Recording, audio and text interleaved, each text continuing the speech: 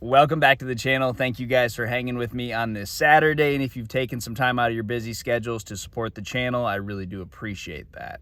All right, so a buzzbait is one of the most powerful tools in the fall months for a lot of reasons. This is a bait that works all year, but this time of year, it really will tell you a lot about your lake. It's gonna identify if a big fish bite is going down. You can cover a bunch of water.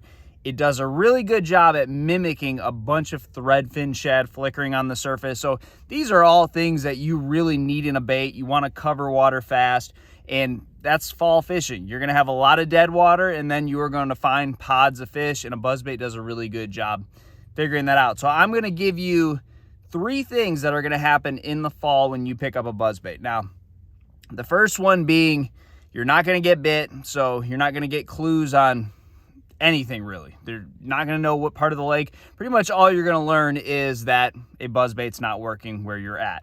Not good.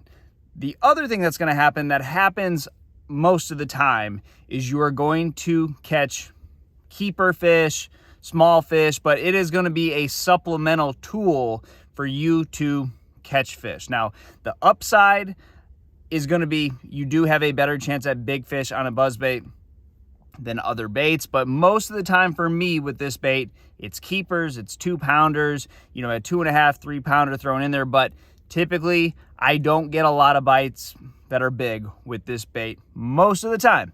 Now the other option, the third option, is you catch big ones on it, and that is a very special, very big deal. And this is one of those things that it doesn't happen on every lake, but when you do get on it, I am telling you, that is like a trump card of trump cards, where that's what you got to do.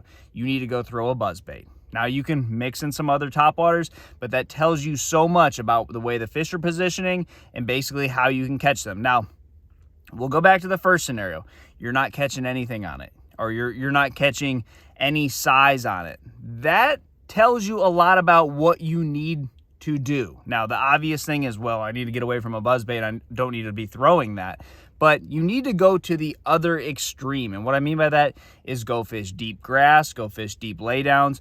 If you are in an area where you are catching some fish, this is the second scenario, and they're 2-pounders or 2.5-pounders, they're quality little footballs, but they're not going to be the winners of the tournament, then you can use it as a supplemental bait and go look for cover that is different than what you are catching them on a buzzbait. What I mean by that is, if let's say you're throwing it around shallow grass or shallow docks or whatever it may be, you need to go try a different depth range, go try completely different cover and structure, and that's typically where you're going to find your quality bites. But you may need those 2.5-pounders that you're catching to go with your quality bites.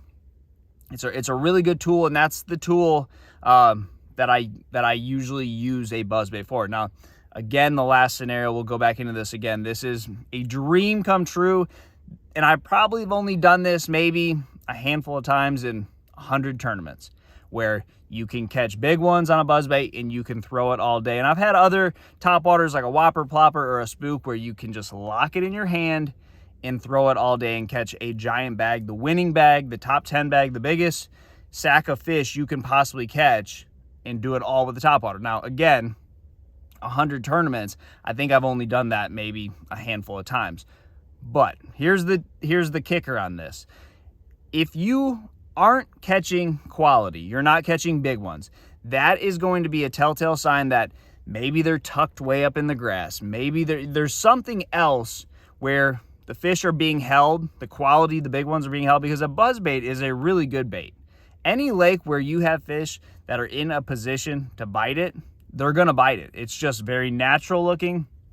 It does a great job of imitating. So it is one of those baits that when it's on, it's on. You don't have to do anything else. And when it's not, it is telling you that you better go to the other extreme, go look deep, go find cover that is completely out of the realm of a fish that would go and bite a buzzbait. So if you're catching them on topwater, or you're not rather catching them on topwater, you need to go fish something slow on the bottom. You need to be presenting a bait to a fish that wouldn't be able to see a buzzbait. For sure wouldn't be attacking a buzzbait, and maybe you're not even imitating the right forage. So go completely different imitate bluegill, fish a jig, do things that are not imitating little threadfin, because it's pretty much going to tell you that big ones are biting something else other than little threadfin, and they're nowhere near the surface. So that is a buzzbait. It tells you a lot when you're not catching them on it, and it is a dream when you are. So try that. Good luck to you guys, and I'll see you on the water.